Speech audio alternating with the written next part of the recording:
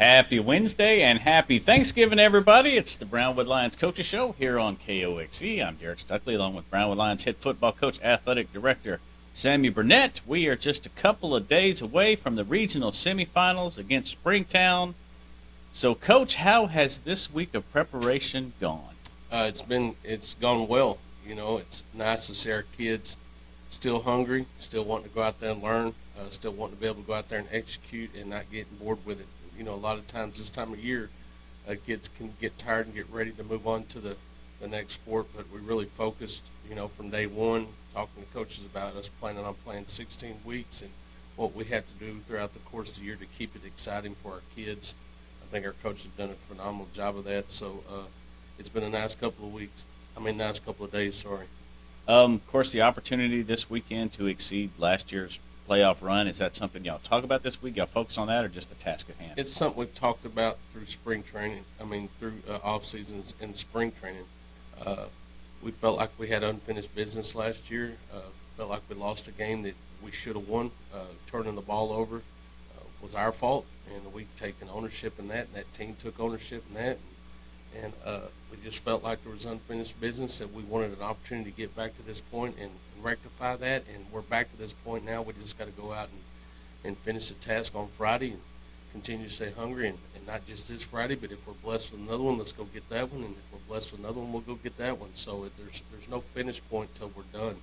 And what I mean by that is we plan on being done at AT&T Stadium, and there's no finish point until you're done, whether it's our will or the Lord's will or both our will. You know, our will is to go all the way. If that's His will, that'll happen, and that's what we're prepared for. We're just playing this Friday to reward ourselves with another Friday, and that's sort of the goal. We talked about Springtown a little on Monday and their quarterback being out, but they are a lot more than just a quarterback. Oh, absolutely. They're big up front. They remind me of Stephenville. When you talk about up front, offense and defensively, they got two very good running backs. They got a tight end, 6'4", 235 pounds. Plays sniffer. He'll go out there and catch the ball. They got two very tall receivers defensively. Good core, nose guard, very big. Got a great linebacking core, and got good guys on the back end, very tall corners. So I think we match up really well. We've got to be physical. We're never as big as anybody, but we're as physical as everybody. So we got to still win the battle in the trenches. And you know, I know they're losing the quarterback, but they have three others. They got three guys that are more than capable. I think number 2 will start. He played defensive end for him. He's left-handed. He's a very good athlete. So they'll have a game plan. Those guys have been preparing just like we have. And you got to block out the fact that they lost their quarterback and know that they're going to have someone in there that's highly qualified to go play that position. The quarterback, as most people know, was the coach's son. So I don't know if that had any decision making on who got the shake or not at quarterback, but that could have been. But the bottom line is this: they don't have him; they have someone else. We have a great game plan for that. We're not just going to sit back on our heels and let him try to figure out what we're doing. We're going to try to confuse him, keep him off balance, and make him very uncomfortable. You mentioned the line, kind of comparing them to Stephenville, and really this year I think that's the only line we've kind of had problems with. Yeah, very big. Very big up front. So you look at the tight end at 6'4", 235, 240. He doesn't look as big because he's standing up against those linemen. So, like I said, we're going to have our hands full.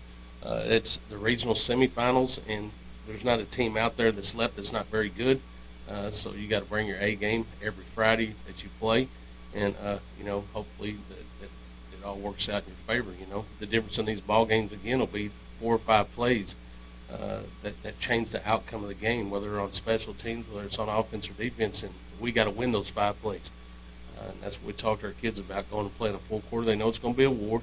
They know it's going to be a knockdown and drag out, and you got to put your hands up and swing. And when that final buzzer goes off, you hope you're the last one standing. But all you can do is all you can do, and give it everything you got, and make sure that you minimize your mistakes. If you do that, you're going to give yourself a chance to win the ball game, and we feel more than confident we can go out front and win that game. They've been very good at running the ball. We've been good at stopping the ball. With them being up in the air at the quarterback situation, how important is it to slow down the run and make them pass? Absolutely, man. You got to take away what they want to do. We feel like they're going to want to run the football. You know, if you look at stats, our stats are very comparable to theirs. You look at points scored throughout the year, we're match up right there. You look at defensive points allowed, we match up right there. You look at district defense and points scored and points for and points against, and we're matched up right there. So, like I said, it's a very, balanced team. I think we're equally yoked. It's just the team that comes out and performs is going to be the one that wins. And, for us, what are they wanting to do? What are we going to keep them from doing? Make them throw the football. Make them throw the football. That's what we plan on doing. Keep him uncomfortable. Don't let him stand in the pocket and just pick you apart. Make sure that you're sound. You don't give up big plays. Offensively, you got to stay in front of the chains. We cannot afford the penalties that we got last week and expect to win. We've got to minimize those mistakes and make sure every time we touch the football, we put points on the board, and that's huge, and that's what it's about. You have to win the special teams game.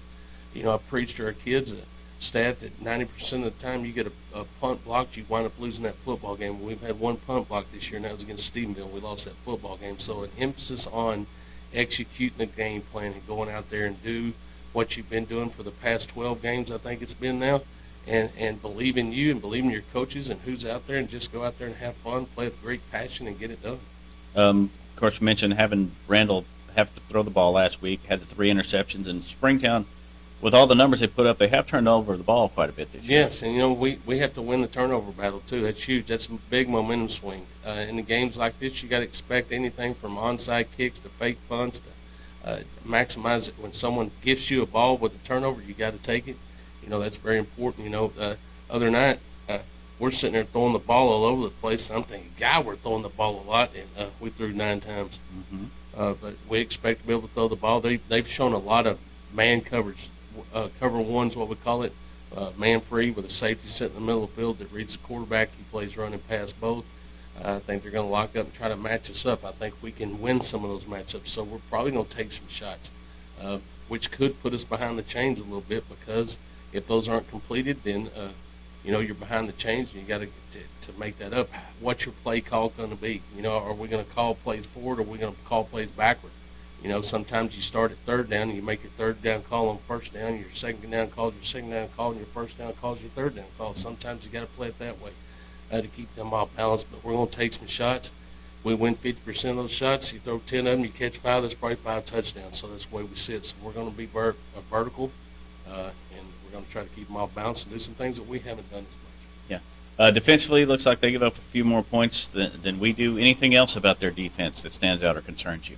I don't know. I mean, what you see on film, we feel good about what we see. I'm sort of careful what I say on the radio, because a lot of people know we do this, and a lot of people chime in and listen. So I don't want to tip our hand, but we feel like there's some areas that we can attack, and we're really focused on that. Some things that we can do that gets them in a difficult position based on alignment.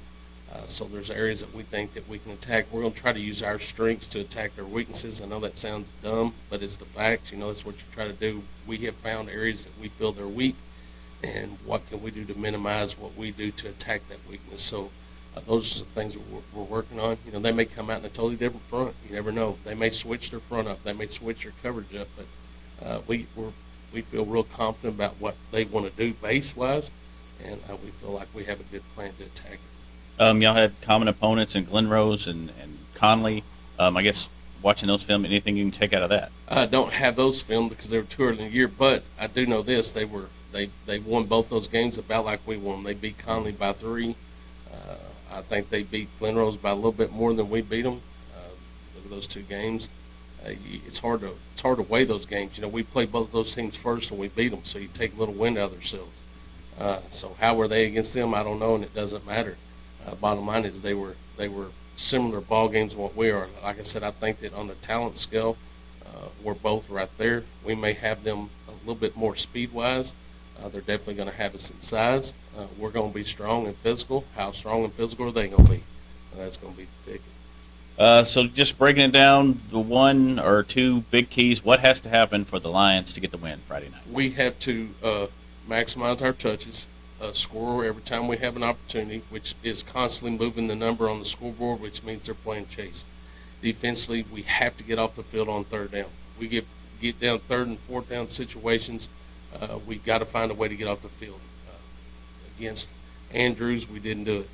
Against Randall, the first half, we didn't do it. We got to get them in third and long, get off the field. If they're going for it on fourth and short, we got to get off the field. Now, we did that a couple of times against Randall, which was really good to see.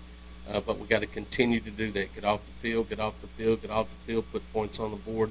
As I talked to coaches in the second half of the Randall game, something happened for them. I'm like, hey, coach, if we just keep scoring points, they can catch us. So that's sort of the game plan. Get up, play great defense, keep putting points on the board, keep putting pressure on them, force them to make mistakes. Health-wise, how are things looking? Let's see, probably better than we've been. I mean, last week we had a right guard that was banged up with a knee, having in practice. We had a running back out with a I don't know what you call it, but an issue with Achilles tendon, and they're both back this week. And then Sam Coleman, we held him out the first round of the playoffs. I think he played the best football. He played the second half of the season last Friday night, so he's raring and ready to go. But I think, the good Lord's blessed us with good health, and that's one of the things that you have to have in the playoffs. You got to stay healthy. You got to get lucky from time to time. So we got the health part down right now. All right. As far as ticket sales, how do people get tickets? You go online to brownwoodisd.org/athletics. There's a link to get those tickets. They're $10 for adults, $5 for students. If you get them at the gate, they'll be $10. It's no cash anywhere. There's no cash at the concession stand. There's no cash at the gate, so you got to have some form of plastic payment to do that. So be ready for that. All right. I think that'll wrap up football for today. What else is going on sports-wise, sir? Well, we've had a couple of days of basketball at Warren Gym. The ninth grade game against Pretty was canceled, but our JV girls and our varsity girls played early and were both successful in those endeavors.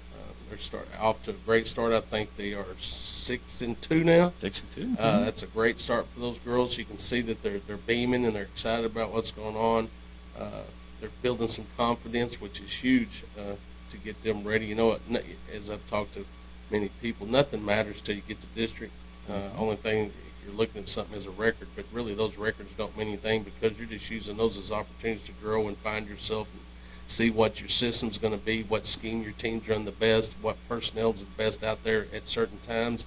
So that's opportunities for them to do that. But it's got to give them a lot of confidence and continue to grow as they work to get ready for their district competition. On the boys' side, they hadn't won a game yet. They dropped their game to Brady and they dropped their game to Early this week. But everyone knows they're shorthanded. No excuse. Our kids are going out there. They're playing hard.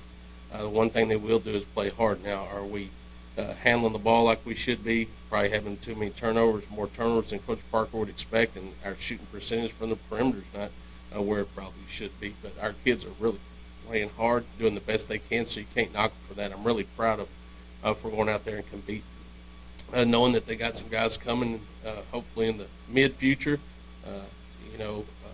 It's good for them. It's not like this is what they got and that's what they got to deal with. No, they got guys coming. Just keep getting better, keep grinding, keep working hard every day. Make yourself a better basketball player so that you'll be better in the future when your team's complete. Okay.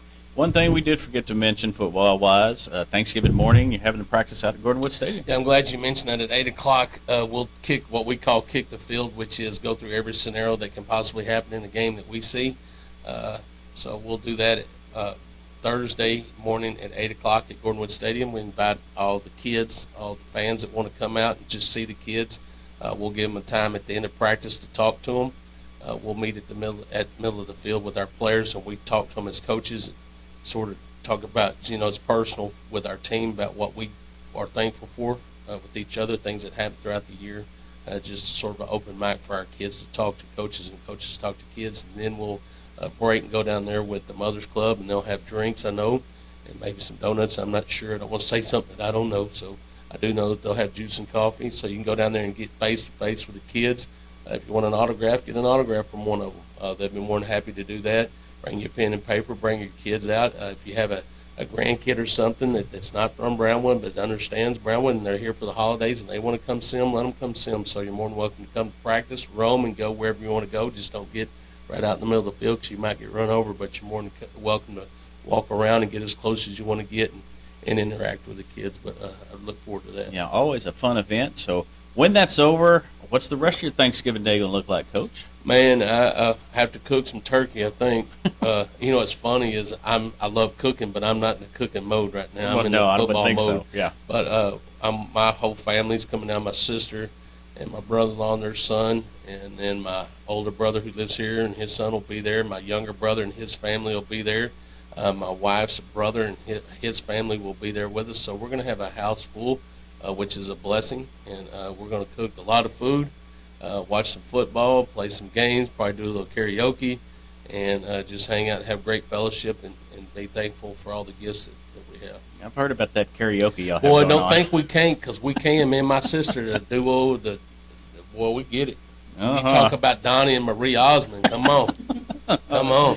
Oh, yeah, I bet that's a sight. Well, happy Thanksgiving to you bet. and all the Brownwood Lions. Anything else we need to mention today? Yeah, Coach? let's thank those sponsors. Please, Auto Glass Magic, Bruner Auto Group, Syntex Body and Paint, Syntex Equipment Sales, Citizens National Bank, Dan Hill Containers, Dr. Bon Young, Dr. Pepper Bottling Company, Everett Jones Investment, Hendrick Medical, Howard Enterprises, Humphrey Pete's, Heartland Funeral Home, Landmark Admin, MC Bank, Painter and Johnson Associates, Smith and Sharp Agency, Sonic Drive-In, Stanley Chrysler, Texas Bank, Weldon Wilson Electric, Western Bank, and Willie's Teas. Oh. Hey, I did forget to mention my wife and kids will be there as well. My oldest daughter will not be there. She's still in Minnesota, but Christian and Tatum and Leighton will be there too. So Yeah, you better mention them. me and Christian are going to do some cooking lessons. I'm going to teach them how to cook some ribs and All stuff right. like that. There you go. Well, Friday night, we'll all be in Crowley. We hope to see all y'all there. And then Monday, we'll be back here on the Brownwood Lions Coaches Show on KOXE, KOXE.com, and the KOXE app. Have a happy Thanksgiving, Brownwood.